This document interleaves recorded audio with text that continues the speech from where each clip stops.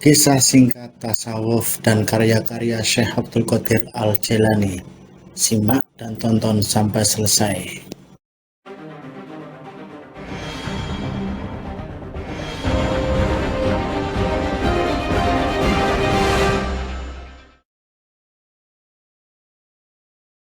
Assalamualaikum warahmatullahi wabarakatuh. Alhamdulillahirabbil alamin. Allahumma sholli ala Muhammad wa ala ali sayyidina Muhammad.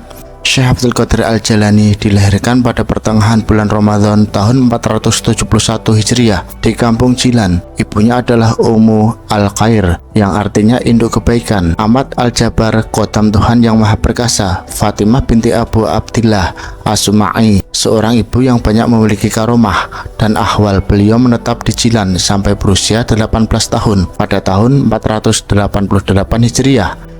Pindah ke Baghdad hingga akhir hayatnya. Mulai belajar sejak usia dini dengan mempelajari Al-Quran di bawah bimbingan Abu Al-Wafa Ali bin Uqail Al-Hambali, Abu Qutb Mahfuz Al-Qalwayani An-Hambali. Belajar hadis kepada Abu Khalid Muhammad bin Hasan Al-Balakhani. Belajar fikih kepada Abu Sya'ad Al-Muhrimi. Belajar bahasa dan sastra kepada Abu Zakaria Yahya bin Ali At-Tibirizi, Sahib Ahmad Ad-Dabas, dan yang terakhir ini ia juga mengambil torekot.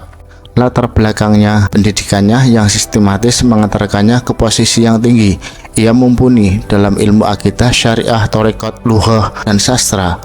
Ia menjadi tokoh ulama dan mazhab Hambali sehingga menjadi rujukan dalam mazhab ini.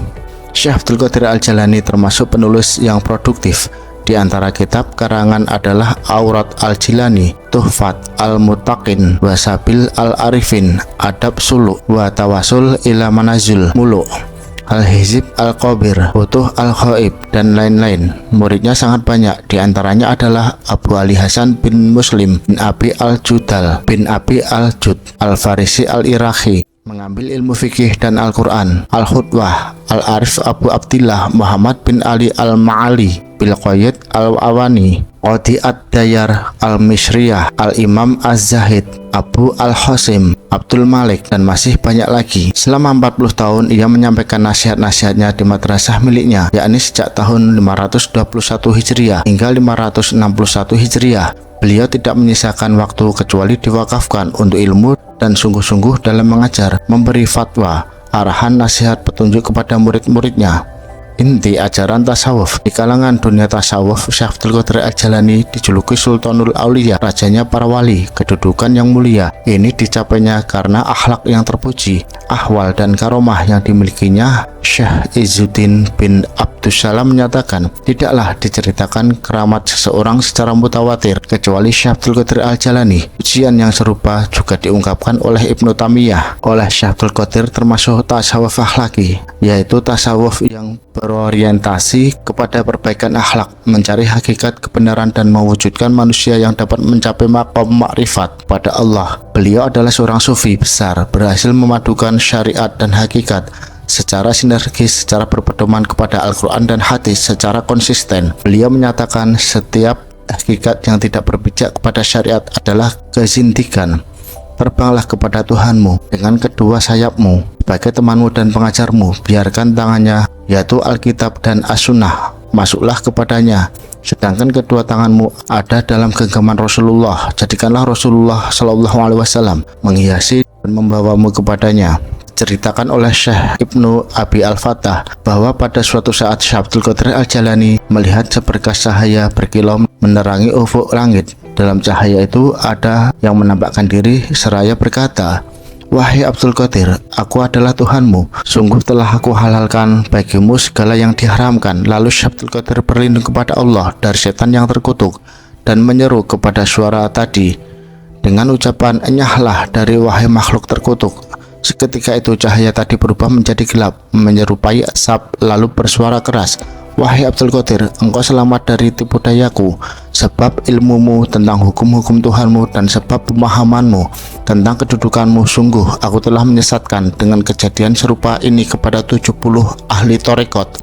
Setelah selamat dari tipu daya tersebut, beliau memuji Allah Subhanahu wa Ta'ala dengan mengucapkan, "Anugerah dan keselamatan hanya karena Tuhanku." Syekh Abdul Qadir Al-Jailani ditanya bagaimana Anda bisa tahu bahwa cahaya itu adalah setan. Beliau pun menjawab, dari ucapannya yaitu telah aku halalkan bagimu segala yang diharamkan karena Allah tidak akan memerintahkan berbuat jahat. Syekh Abdul Qadir Al-Jailani lihat ajaran Islam dan dua aspek yaitu lahir dan batin. Dalam setiap ayat Al-Quran juga mengandung makna lahir dan batin. Misalnya tentang toharoh yang berarti bersuci. Bagi Syekh Abdul Qadir Al-Jailani bersuci terbagi menjadi dua. Pertama, penyucian diri secara lahiriah dan wudhu atau mandi. Kedua, penyucian diri secara batiniah diawali dengan kesadaran dan adanya kotoran pada diri manusia tersebut, yaitu dosa, kemudian dilanjutkan dengan menyesali perbuatan dosa tersebut.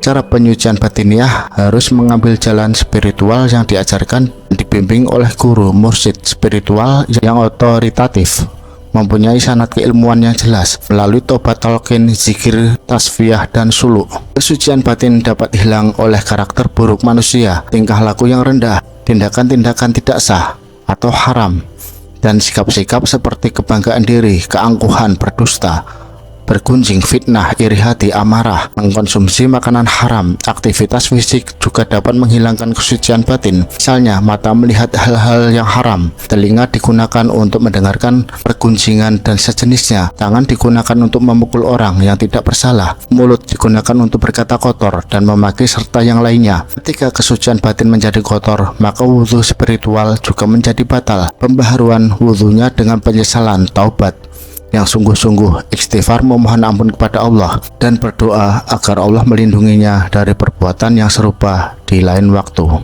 Syekh Abdul Qadir Al-Jailani melihat ajaran Islam dari dua sisi, yaitu lahir dan batin. Lahir artinya aspek formal ajaran fikih, sementara yang dimaksud ajaran batin substansi adalah tasawuf. Beliau mengamalkan ajaran Islam dari dua aspek tersebut. Mengamalkan ajaran agama tidak hanya dari sisi fikih saja,